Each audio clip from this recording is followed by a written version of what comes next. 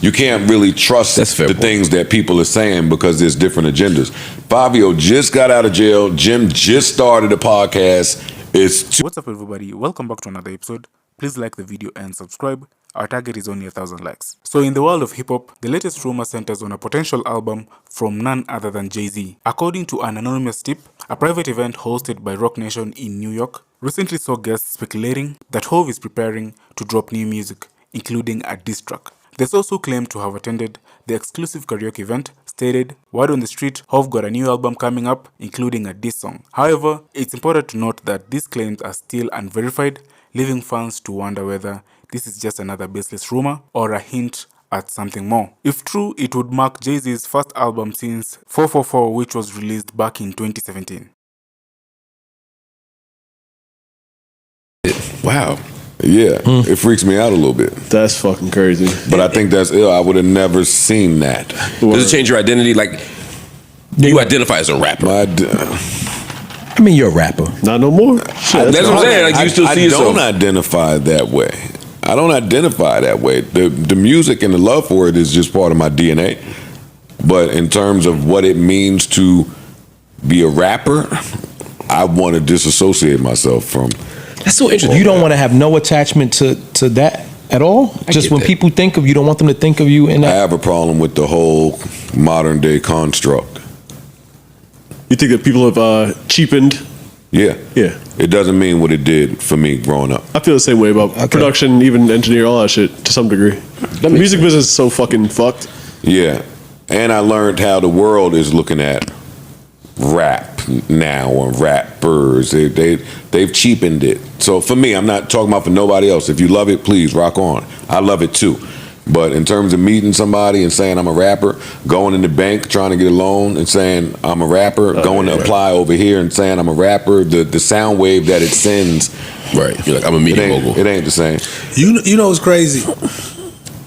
My relationship started with him. He was actually cooler with Kim, my kid's mother, before I was cool with him. And Kim is actually who got me and Corey cool. Because Corey ain't fucking me, I ain't even fuck with Corey. Kim was the one who was like, yo, y'all need to hang out, y'all see. But my kids don't know him as a rapper. Yeah. And my oldest daughter's in the music industry. It took her talking to his agent, who she works for, to be like, Joe was a rapper? Yeah, I love that. I love that. So it's wild to see that. I mean, that's obviously Mr. Corey, but even Joe, like my kids don't look at Joe podcaster or nothing. They might not even speak to him, and I be getting mad, like, yo, because all they know him as is this. This is my dad friend, and he's a media this. guy. Yeah, that makes sense. So I mean, if you watch George Foreman. Yeah, I mean, there are a lot of people who don't know George Foreman was a great boxer. Yeah, there's an era of people that go, that's the dude that he makes the grills, and he's an announcer. Yeah, but George Foreman. Yeah, but it happened. George Foreman was boxing a million years ago. I guess me rapping was a million years ago. To them, it was. To them. But it just shows you how much faster a million years occurs now. Absolutely. I guess that's what I'm trying to say. Yeah. Because my little brothers don't really know either. And recently, my dad called upset at them because they in the car, Kendrick, Tyler, like whoever they into. Right. Yeah, they're 18, right? Huh? They're 18? Yeah. 18, and my little sister is 11 or 12. But he was talking to the boys, my twin brothers, and he was just like, they in here with all this, whoever, Kendrick, this person. And I'm saying, do y'all know who y'all brother is for real? Like, did y'all ever listen to him? Like, do y'all know the people that y'all are saying look at your brother in, like, high regard? But the kids, shut up, old man. Right. I get around to that snooze music at some point. I mean, if you think about like who you were when your music came out to them, that's like us listening to somebody in the 70s when we were 17, 18 years old. But even that, we had way more respect. But we did more respect. More respect. And the generations but made somebody's trying us to play keep Force MDs for me. Yeah, listen. But some people didn't. I had friends that would be like, turn off that old shit type shit. Yeah, like that's what I'm saying. But for the most part, the generations before that wouldn't allow you to just brush it off like that. Like, no, that's interesting. Nah, that's rosy glasses, man. No, we didn't. That's not rosy glasses. We didn't because we were music heads. But there would be people in school when I would show up with the Smith & Wesson tape, and they'd be like, "Why you still listen to that old ass shit? There's a new DMX album out or something." You know what I mean? Like, and this was 4-year-old album at the time. It wasn't even a massive gap. But you know what they didn't do? They didn't act as if Smith and Wesson didn't have, like, they didn't accomplish something in the genre. Like, kids nowadays will act as if. I never listened to I don't give a fuck if it was DeBarge or anybody. I never listened to them like, that's some old shit. I was always excited to meet, even if motherfucker was 20 years. I remember meeting Curtis Mayfield. Probably it had to be like 1992. Ooh, that's crazy. That's and amazing. I was like, oh my God, this is still Curtis Mayfield. But again, we're we're music heads, and y'all in the Yeah. music industry. Yeah. Y'all might be outliers. That's all I'm trying to say. Yeah. I think the average person, there's just not a lot of respect for the past. I don't believe that. I think everybody's right here. I just think that there are so many contributing factors, right? Like in the 80s and 90s, like, again, back to before the music was cheapened, you could hear a song from the 60s and 70s and still not hear nothing like that. Like, Absolutely. that song be the fly for whenever it came out, and you were appreciative of that. My first time as a kid, however old I was, hearing Luther Vandross, Superstar, and then knowing that he took that from another one, and then finding all these covers as a music growing up. Like, you talking about somebody that loved music? Yeah.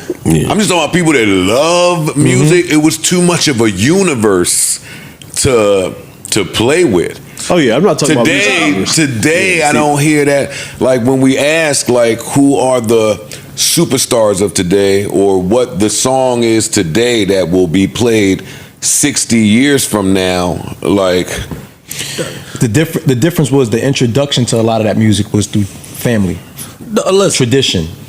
Some of it, as a younger kid, I was put onto the Manhattans, the Spinners, and all that because I went over to grandma's house and church, all that. Church was a big part of it. Yeah. So those things were institutions that were there to pass down the music in a way where you had to respect it. My nigga, listen.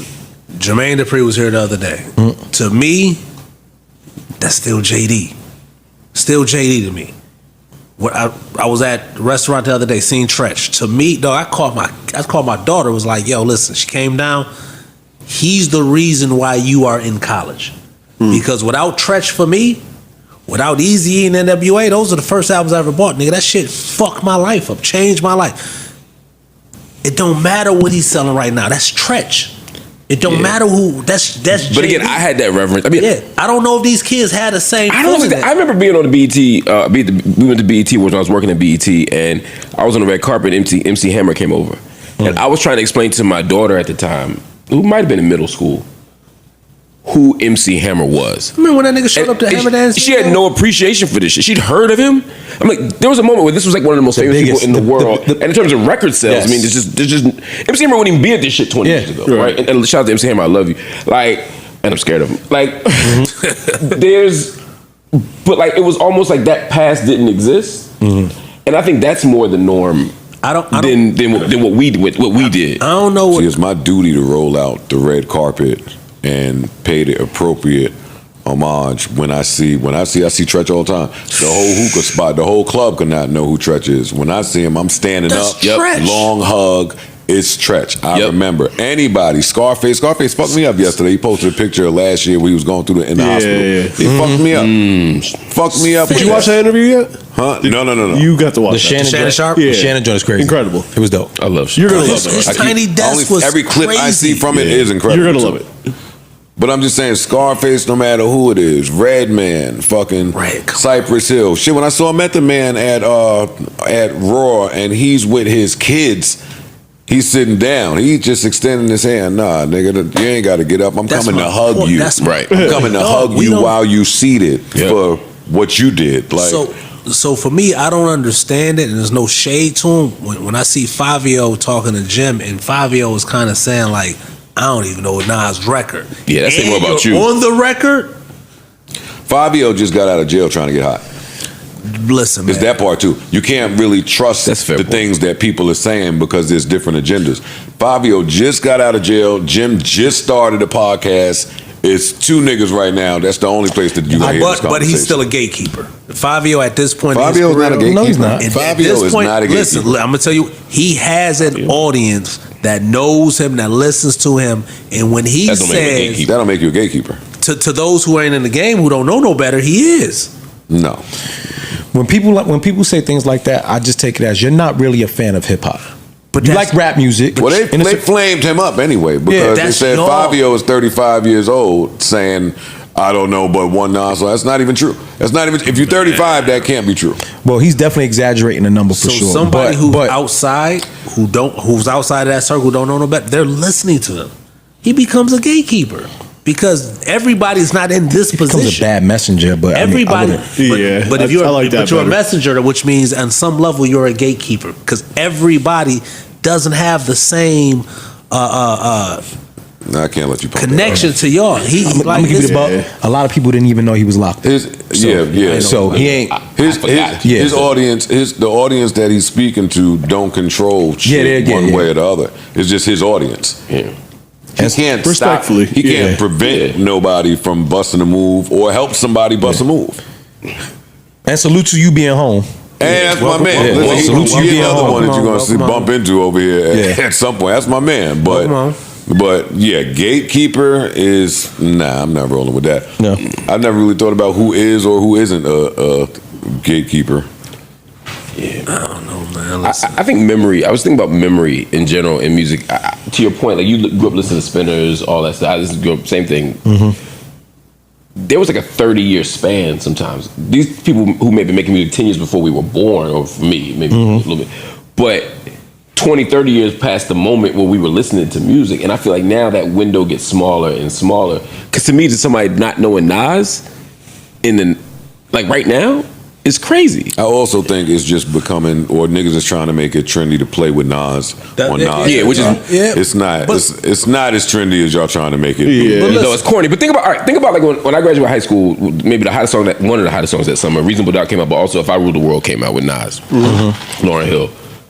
Curtis Blow had just made If I Ruled the World. What was that? 85, 86? I think 85. I think 85. It's not that separate. 90%. Only a decade had passed, and most people had we had no recollection outside of the music heads of that song. It's like the window's getting smaller and smaller for what people remember. Like I don't even know if these kids today remember early Drake. Does it have something to do with how we're just consuming music today? Like, that's what I was going to ask y'all. I don't know the answer. I want to know what the music experts thought. A lot of it has been traditionally we were rap. I mean, rap has started off on sampling. Like that's the genesis of rap, right? Whether it's Sugar Hill Gang taking the disco record. Yeah, they took Chic, like a rip Chic. That's where rap has started from. What we've never experienced and that I remember is not paying homage to those who kind of came before you and created it. So even with the Cardi record, which is actually growing on me. Is it? It's growing. It is. Everything sound good when you get your girl back. Yeah, that's true. You probably like outside too, huh? Yeah, it's growing up. That shit hot. But on some level, I do want to hear someone having a conversation of this is imaginary players, and to move it back to Hov. So at least the conversation between the two can be like, oh shit. Well, in fairness, Imaginary Players went to like the Billboard charts after its release for the first time, and I do think also that's again rosy colored glasses. In hip hop, we would sample shit and not give a fuck what record that was coming from. Like it was eating samples. There were some people that were very respectful. There were some people just on some whatever record. It sounds cool. We put it in. And would get mad when they couldn't clear the sample because like, who the fuck are you to not clear the like. Like that was that person's record that hit in the 70s. We've never. I don't think we've. I got a beef about that too. Right, like fucking since our last pod, I've seen a million headlines that say TMZ included. Joe Budden bashes Cardi B song. Joe Budden overly critiques and gives Cardi the business. Joe Budden explodes on Cardi B. Like I've seen, those are the headlines I've seen, which is right. Like I'd be like, oh, see, this bitch ass version of hip hop today, right? Yeah. Like I should be able to listen to somebody who I enjoy and say, hey, this is what I like about this. This is what I don't like about this. Before the business of gossiping takes over the business of music and the art of loving music. That's what I hate. And then you turn that into, because I love Cardi B. Now you turn that into, oh, he hates her. Mm-hmm. Right. And then that turns into something else. They got a whole list of people I hate, and it's like, dog, we got to stop being I'm doing soft. my job at this point. But that's where the time space compression thing becomes interesting to me. Like, I was a music reviewer. That was my first sort of writing job. Really? I wrote for at the Blue Note Jazz. it was firstly Pop Matters. Cracker Barrel. Gregory Abbott. Cracker Barrel. It's Gregory Porter's Fuck You. Gregory Abbott. And no, but I reviewed hip hop albums. Did you have a pseudonym? Yeah, I did. Who was your pseudonym? I'm not gonna tell you, but I reviewed for in my own name for Pop Matters, and I reviewed for like Source, Double XL. I reviewed for all of them from like in the aughts. And the thing back then was we would get a record or we get an album in March, and we were hyped to get the record because no one else had it. Right. And it was a physical CD. Yeah, of course. And then we would listen to it for 2 months. And I had to write a review for over those 2 months. Or it was usually like a month or two. A month was more common on record labels. They were slow. And then we publish it, and then it would come out 2 months later. And so by the time it came out, the public had consumed the record. They knew that we had taken it seriously and sat with it. And the conversation was about the music. Whereas if I had put on the internet that day, the conversation would have been about, so-and-so trashes track 3, 4, 5, and 6. Or so-and-so says, and I think that's just how social media works. Like, there's no space for that. That's what I find frustrating, because what you said about the album and what you said about the album, or the single, and what I said about the single were all basically the same. Right. And none of it was trashing it. But also, too, it didn't allow you to, because of the time between the opinion and kind of watching it settle, like, Outkast was slept on at the beginning. There was a lot of, most of the things that came outside of New York before New York or the East Coast understood it was always trash. It was always like West Coast music was trash prior to it, right? And until the game caught up. So the biggest problem is there's no incubator period anymore. It's like your opinion, and then it drops.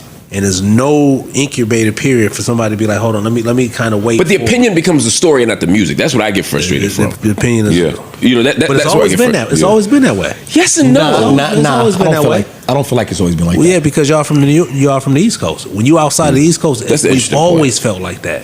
Yeah, niggas trash Bone Thugs and Harmony when they first came out. Niggas trash Nelly when it first came. Like he first came. See, but when I don't identify when you say niggas, because again, I've always been a music lover.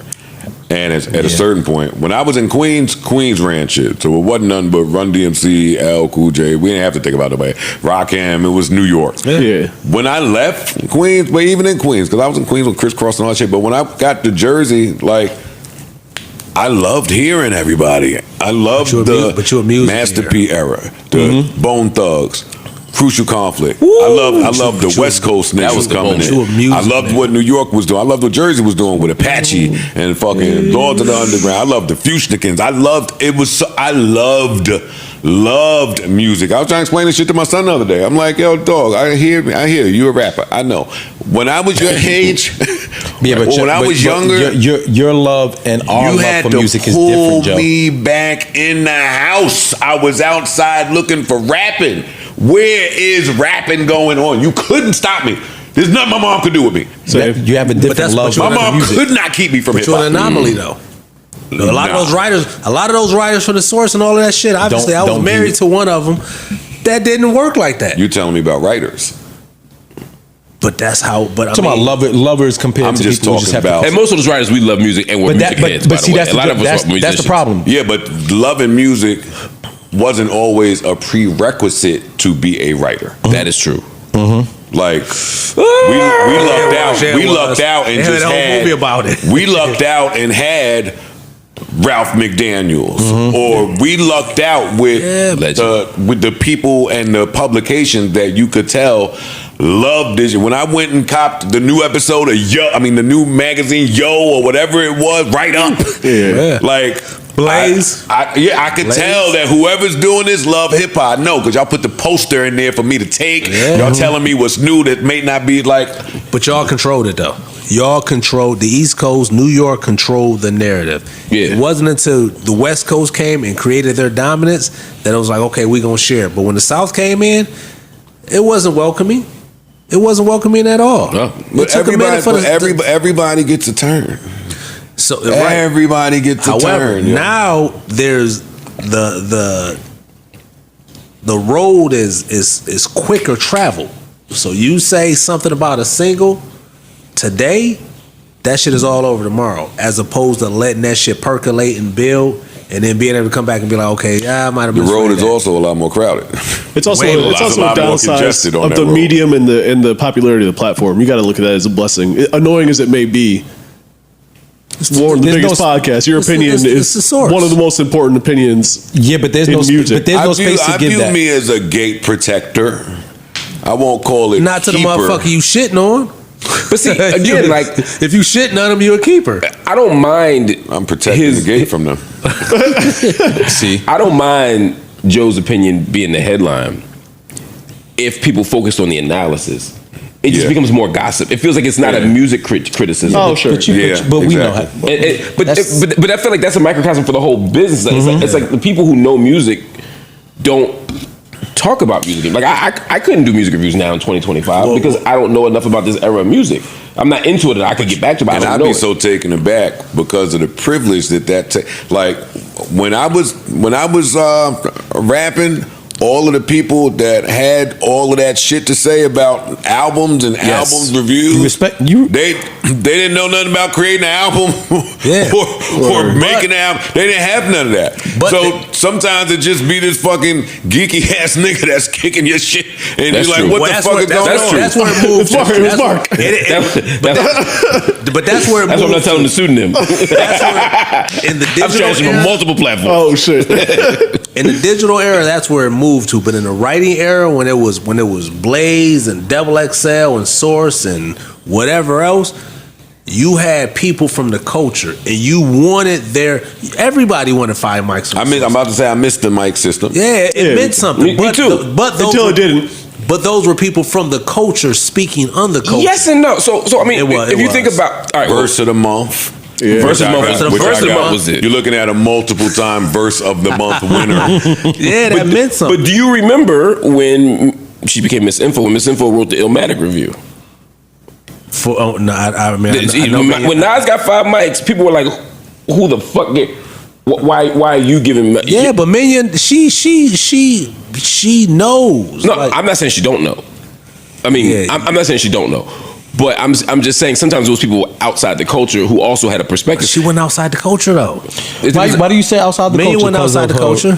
Not because she's Asian. Only because she's Asian. She went outside the culture. You know what? I stand down on that. But that was the criticism, is more what I'm saying. But you're right. That was like an unfair who is she criticism. to be able to give that type of? But the thing is this: because people thought Illmatic was should have got 5 mics. If somebody said that she rated, if somebody said she rated that album wrong, look at the album. She was 100% right. No, she was 1,000% right. Your perception of her because she wasn't black or Latino was wrong. And just to she be was 100%. And just be clear, the source, it was a committee that gave the mics. It was a single person that wrote the review. Yeah. Because I've written reviews for the source for some major albums. I never had a vote on the mic because I wasn't a staff member. So it is 2 separate things.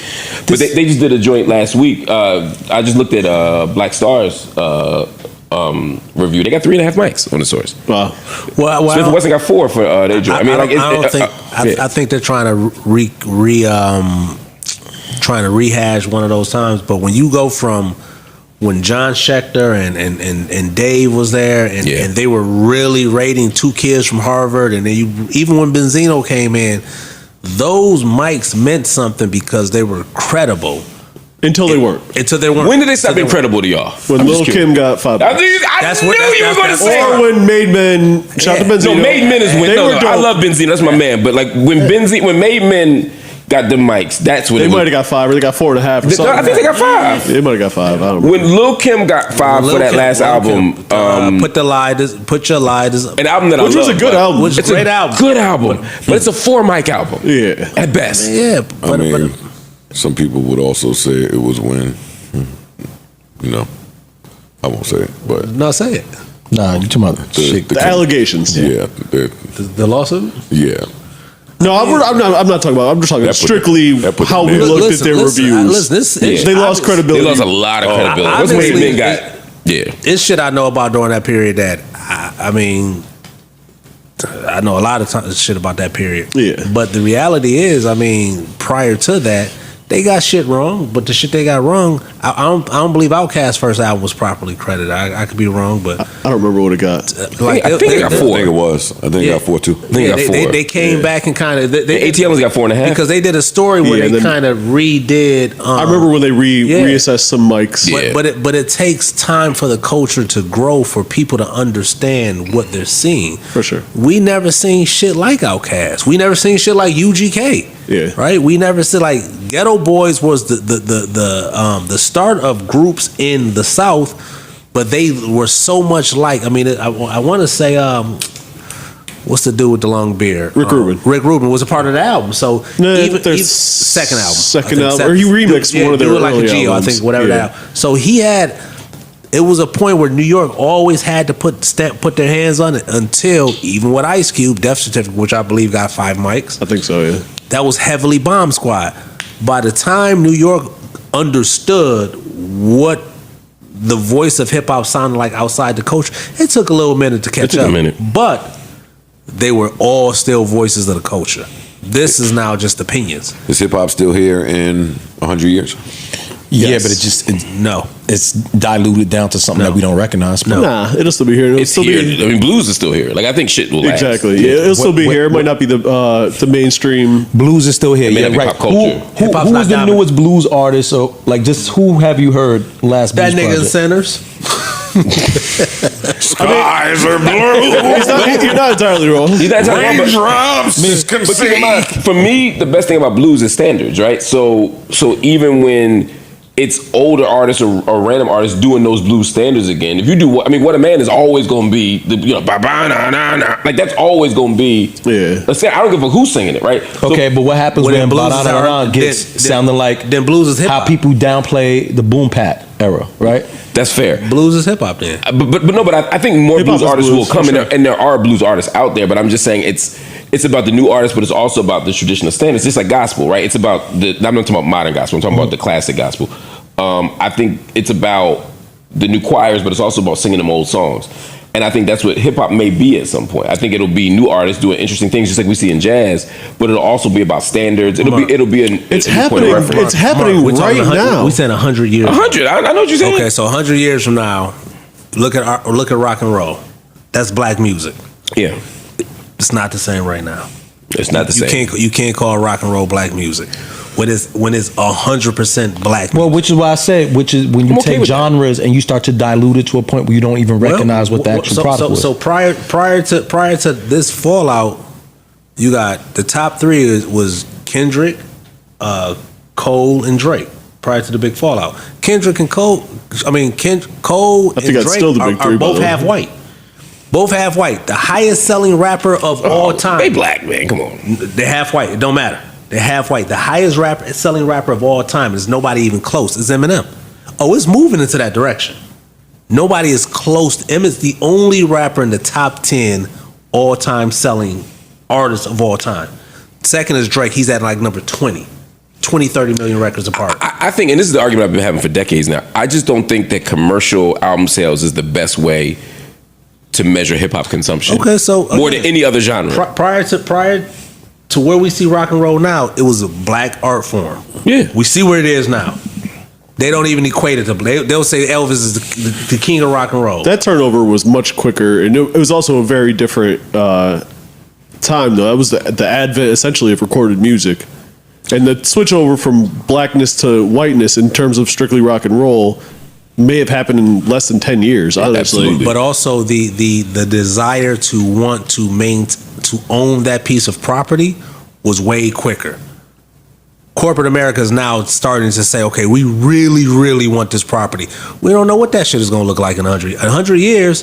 Eminem could be the king of rap. Who's going to deny it if that's there's a fair no point. gatekeeping? There's no way to forecast what's going to be in 100 years. The world changes too fast. I agree. That's a lot. But I think hip hop is secure enough in the public imagination in pop culture that it will be a thing. Now, what it looks like, you're absolutely, it could be co-opted, it could get gentrified like anything else can get gentrified. It already is. It already is, right? I don't like that we cut our brains off to say that we'll never know what it'll look like 100 years from now. Well, true, but We have examples. does that mean that We got examples. we shouldn't look and think about it? No, we should, but I'm just saying, like, and to me, Like the best indicator for what's to come is what has already happened. so look at jazz. That's a good example. So to me, jazz might be the best indicator, or gospel. But I don't even have to go there because right now I have over 50 years of hip hop, which is not a small sample size. Huge sample And size, the yeah. biggest artist of all time, not even close, is Eminem. And I don't agree with that. That's No. Sales wise, you don't have to. But agree again, with it. I don't Sales wise, think sales for hip hop is the best. If I were to look at jazz sales, right? Kenny G would be number Kenny one. G might be number Kenny one, G. right? And in his era, Paul Whiteman was the one, right? Ironically, but like maybe 80 years ago, right? So, but I don't think there's anybody who's a jazz head, casually or hardcore, that would put Kenny G in the top 100. So explain to me how, if we create a rock and roll, how we're at a point where purists is not acknowledging that rock and roll is a black music art form. I think that's a great question and a great point. I just think that rock and roll went. There's this moment of splitting where some people who were rock and rollers became soul artists and who became race record makers and who became and I think that what became rock and modern rock and soft rock and heavy metal and all these other things became the dominant face of rock. And I think that is your point's well taken there. That became a white thing. That's not where hip hop is going. That's not where jazz is going. And that's not to say that jazz artists, that white people haven't taken over jazz. But that's the audiences, that's the Smithsonian. But when you think of jazz, I'm still thinking of Coltrane. I'm still thinking of Mark, let me just ask you a question real quick. So with rock and roll, you don't think that there's a point where a new rock and roll artist today, white, could be totally clueless to the fact that Little Richard and Chuck Berry are the, I think that's been happening. I think that is the case. so I'm just saying, I don't think that the other genres are following that in the exact same way. By the way, that's all I'm saying. By the way, Like, for example, I don't think there's anybody who would say blues is white. by the way, Even though blues has also been overtaken by lots of white people. Since the 60s, it's been overtaken. but they're not Same they're thing not with the jazz. face of it. Like when you think of blues, you don't Shit, think- Eric Clapton wasn't the face of blues for fucking no. And Blues he Travelers, was. yeah. He was. I don't know if you would think of him as the face, but what I will say is, thinking of BB King. We went to when we were. I'm thinking. I know of real you are. blues artists. I kind of grew up in the blues. I can talk this language pretty fluently. I remember recently we were in. Is it Nashville or New Orleans? You identify with Eric Clapton is what you're saying. No, I don't identify with Eric Clapton. I fuck with Eric Clapton. He's got slaps though, Yeah. and he Oh, can yeah. play. He can play.